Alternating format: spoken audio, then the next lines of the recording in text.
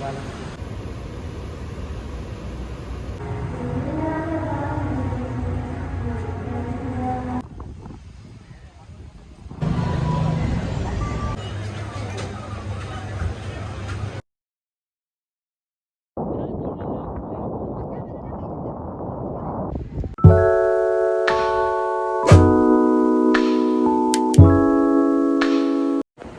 Hi, good morning. Ada Mei 17 වෙනිදා. It's my birthday. දැන් වෙලාව 6යි. අද මම එළියට යනවා ඇවිදින්න. සීතලයි. එයා ලෑස්ති වෙලා ලෑස්ති වෙලා මම ඔයාලව හම්බ වෙන්න. මම හිතුවා අද දවසේ ඔයාලත් එක්ක බෙදා ගන්න. හරි. එහෙනම් ශ්‍රද්ධාවෙන් ඔයාලව හම්බ වෙන්න. හයි. මම දැන් යනගම ලෑස්ති වුණා. සටපට ගහන්න.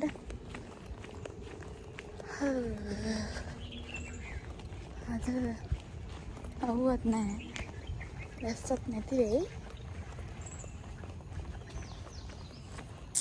අපි යමු.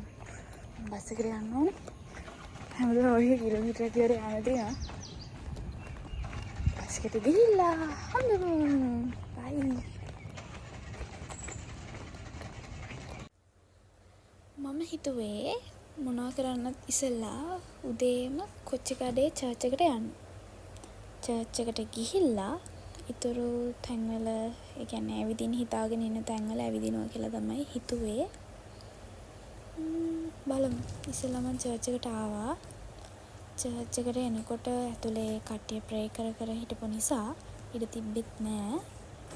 චුට්ටක් මම වීඩියෝ කරගත්තා හොරෙන්.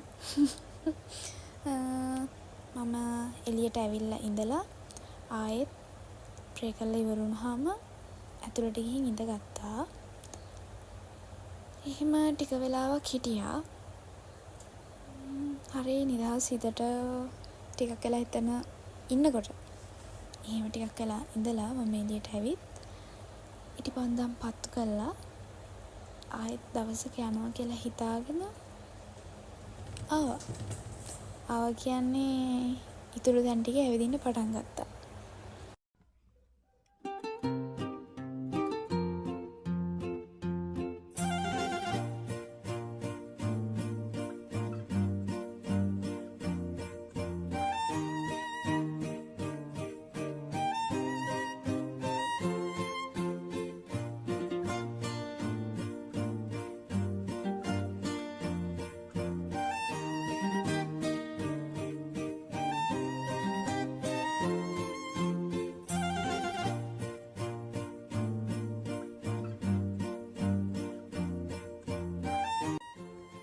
උදේට මොකුත් කාලා හිටපු නැති හින්දා කඩේට ගිහින් තේ එකක් බිව්වා. තේ එකක් කියන්නේ කිරි තේ එකක්.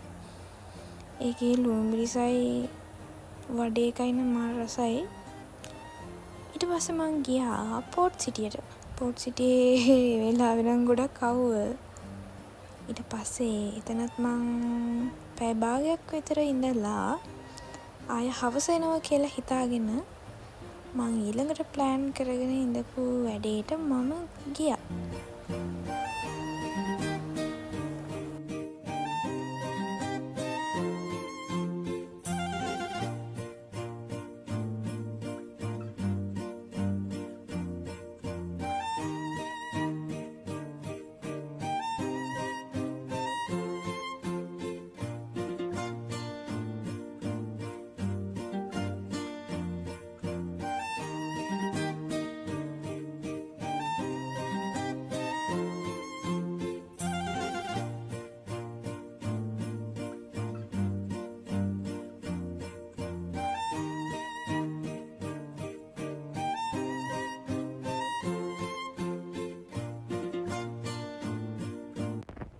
ඊට පස්සේ මම කොටුවේ පොඩ්ඩක් එහෙට මෙහෙට ඇවිත්තා.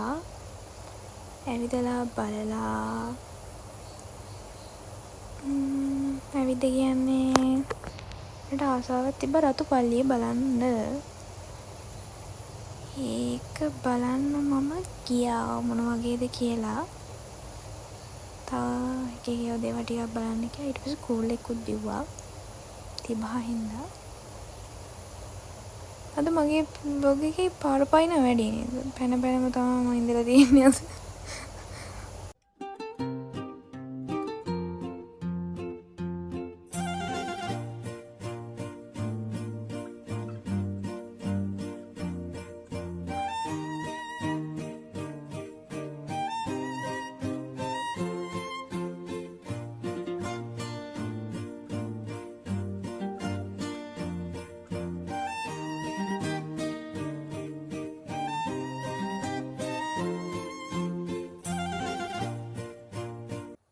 ඊට පස්සේ මම ආවා සැවොයිකට.